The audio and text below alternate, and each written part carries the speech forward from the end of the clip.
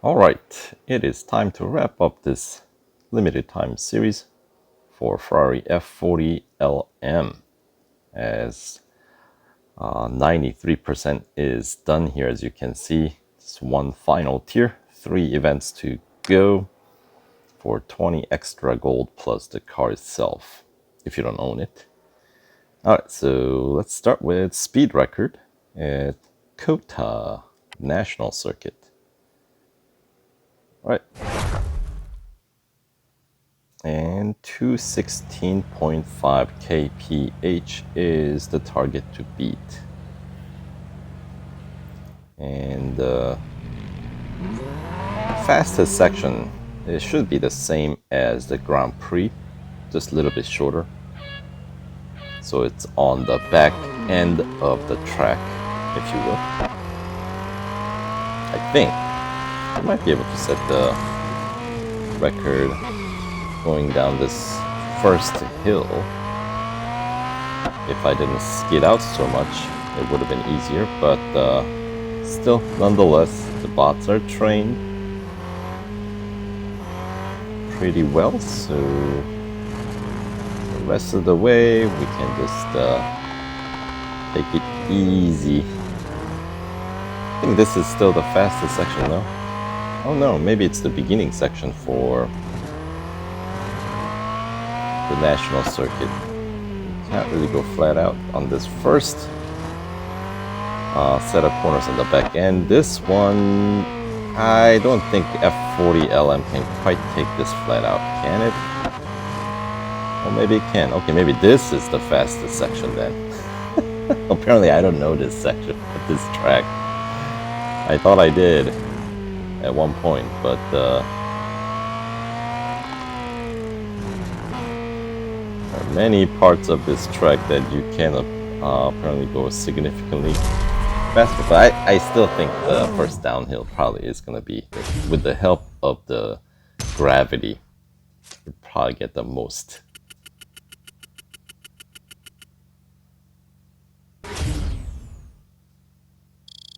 Anyway, its point is this track shouldn't give you too much trouble.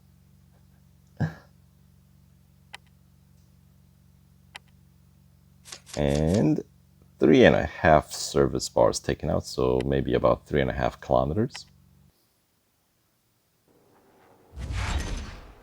All right, 1 down, 2 more to go, and that is 95% completion with the skipping cost down to now 220 gold. Still pretty pricey, isn't it? All right, speed snap. This one at Red Bull Ring National Circuit. Just under 200 kph here, 198.8, I believe was the target.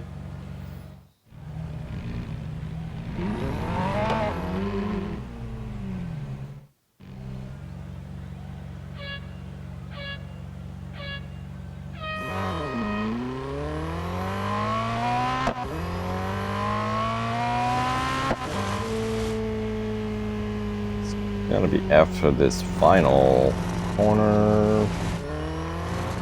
As long as you don't skid out, you should be fine. There we go.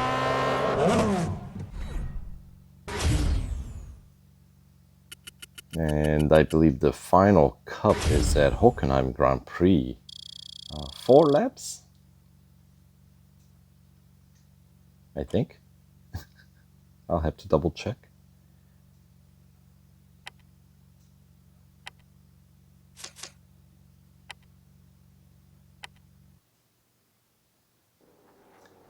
Alright, another gold trophy.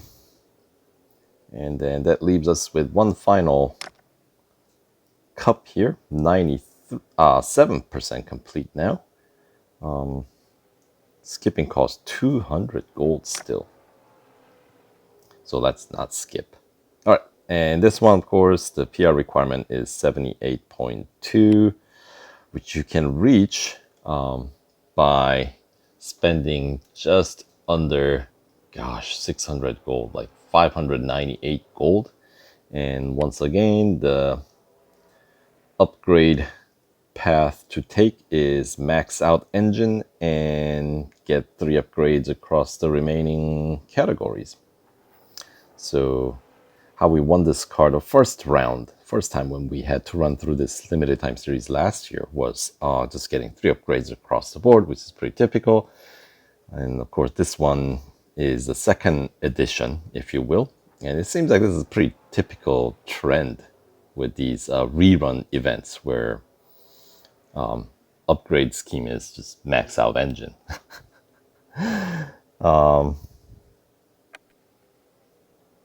But the problem is, I think, it does not get us any closer in terms of, I suppose it does get us closer in terms of completion percentage in the series that the car is featured in. Like in this case, the 1989 season of the Endurance GT. But there is no more gold rewards. You know, because with 3 upgrades across the board, you're still able to complete 75%. And, you know, the problem is you cannot quite reach 100% completion.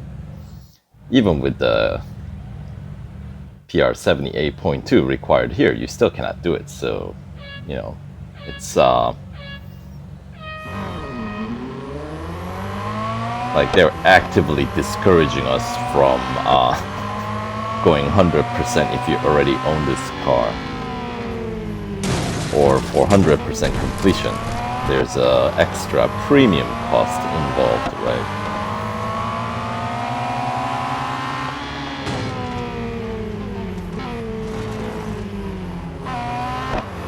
So yep, upgrade is where they get you. The cars they can practically give away for free. But if there's no place to race the car, then what good is it, right? So they've come to realize that, I think. Because initially, it wasn't so, you know. That's why we had most of the upgrades available with the racing dollars. And the gold upgrades were only reserved for just a few final upgrades. But you know, with enough racing dollar upgrades, we often would be able to complete series back in the day. And at one point, we didn't actually have a PR requirement. Can you believe that? Yes, that was a long time ago. Like, we're talking like, oh goodness, like first year of the Real Racing 3 release, where they had a completely different interface. Which I do miss. There are certain things I miss about that initial release. Like the repair of the car was done in compartmentalized fashion, as in, you know, they showed like one graph for your tire wear and another graph for like the engine oil life and things like that. You know, so if you only need to change oil, the service time took less time than, you know, if you were to rebuild the engine, then that takes longer, so on and so forth. And the external, like the damage on your car, you didn't necessarily have to repair those. So I do miss starting a race with a bunch of beaters in the grid. It's like you know, half the cars in the grid with the hood cracked open and the windshield cracked. I miss that. I know, I'm sure maybe the manufacturers of these cars didn't think it was as funny as I thought, but it's a game. Come on, lighten up, right?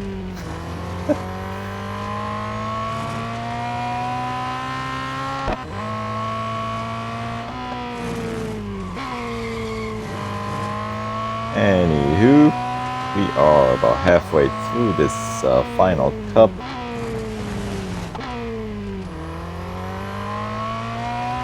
At least this one is not ending at Daytona. Can't can't stand that track. Why do we have so many special events that takes place at Daytona? I don't get it, but it's like they know. Maybe I am not the only one who suck at Daytona.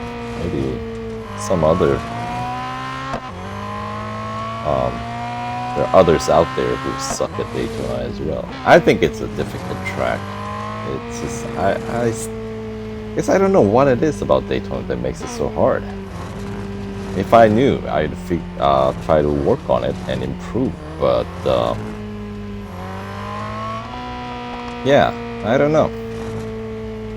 Other tracks, when I have difficulty, usually I can track it down and pinpoint to a particular issue. But I don't know, Daytona, I feel like with every corner in that track is a question mark. I'd like to think it's a lack of landmarks, like difficult to figure out, like your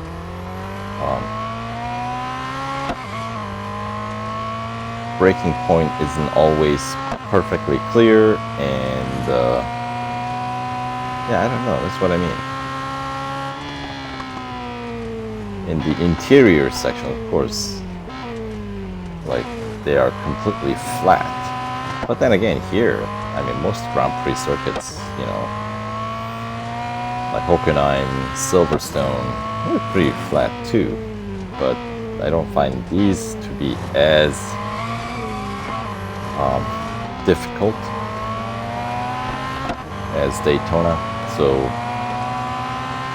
like when we have a weekly time trial, for example, at Daytona, it's like, this is gonna be a struggle. Versus really any other circuit, you know, I can relatively easily reach rank B if I have the right car. So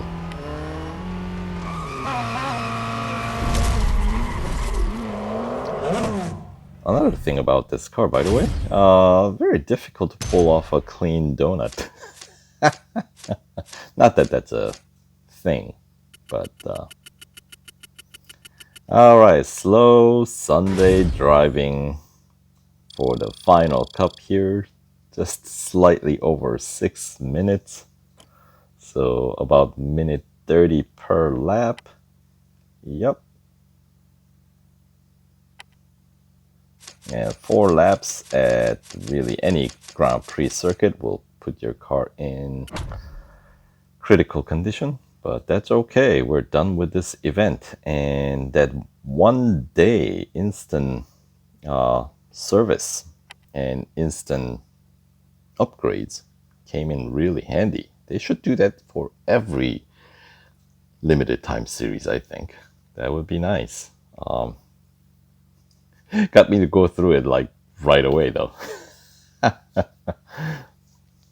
All right, so the final upgrade scheme, once again, there you go, for the total cost of some 598 gold and 1,905,000 or 905,900 racing dollars. Oh, that's mouthful. Anyway, but we get 20 back here along with 30 we got earlier, so the net cost to win this car would be, I guess, more like 548. Yeah, no. Woohoo! Whole 50. But there's another like some 40 to be won in the 1989 season of the Endurance GT Racing season, where this is the only car available in that season, so yeah. Alright, so let's collect the gold and racing dollars, and finally the grand prize, really the worth 800 gold if you were to buy it outright. Don't do that. Win it. They give us enough opportunities to do it. So Ferrari F40 Le Mans, here we go.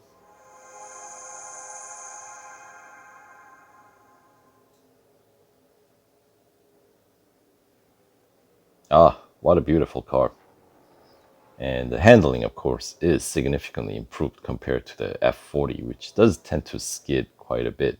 So that has its own, I guess, charm if you think about it that way. And yes, the event or series this car is featured in is one, what do you call it? The motorsports event season.